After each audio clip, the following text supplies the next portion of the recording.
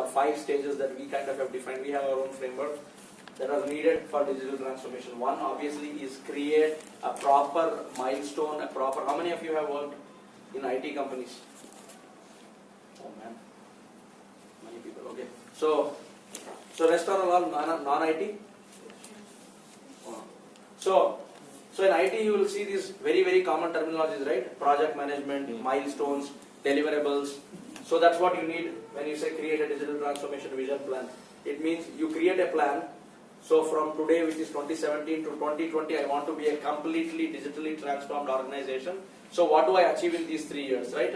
What are my key deliverables? What are my milestones? I will first make sure that all my employee portals are digital, right? Everyone has to apply leave on a system. Everyone has to, no more emailing and no more. So if you look at the hype, right? Initially it was all emailing, then it was all text messaging. Now it is all social media, right? You don't even, there are many. How many of you have recently heard about the controversy where an employee tweeted about his wife's transfer to Sushma Swaraj on Twitter and got bashed, right? So it's all social, it's all real time, right? Next is you need to create digital leadership. You need brand ambassadors, you need young, sharp guys in the organization who will go out and advocate for digital transformation. If you look at all the billion-dollar enterprises today, you will see one thing in common. Most of the CXOs are in their early 40s or late 30s, right? Which means you need people who understand digital, who advocate for digital, and who actually does implementation. So create the leadership. Next is you need to innovate at the right place, right? So what right place innovation means is digital in a supply chain would be probably the last thing that I would want to do, right? Digital in the customer.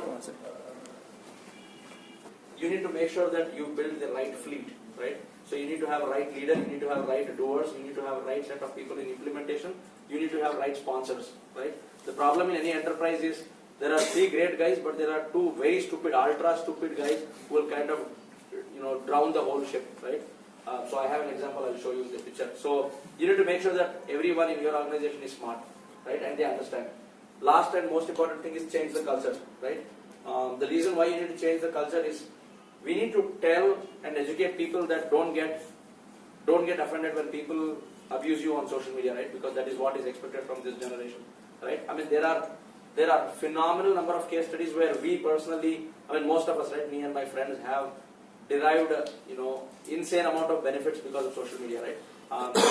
So I was very passionate about Jeeps, and one of the Jeep I owned was from Mahindra, right? Mahindra Thar, and so there was a service problem. The engine used to make a rattling noise, and it was, they were not able to kind of fix it, right? It was very noisy, and we kind of wrote emails, did everything, but nothing happened. So that's when one of my classmates from IIMB said, he was working in Mahindra, he said, dude, the whole Mahindra is running this campaign, right? Mahindra Rise. Why don't you kind of hashtag that and start tweeting? Because that is gaining a lot of popularity, and that is a project that is very close to Anand Mahindra's heart, right? So why don't you kind of hashtag and start creating a tweet, you will get an immediate response.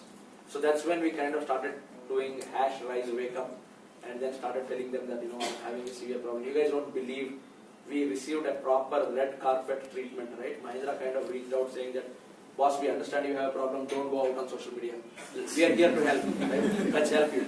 So from a service complaint that I had all the way to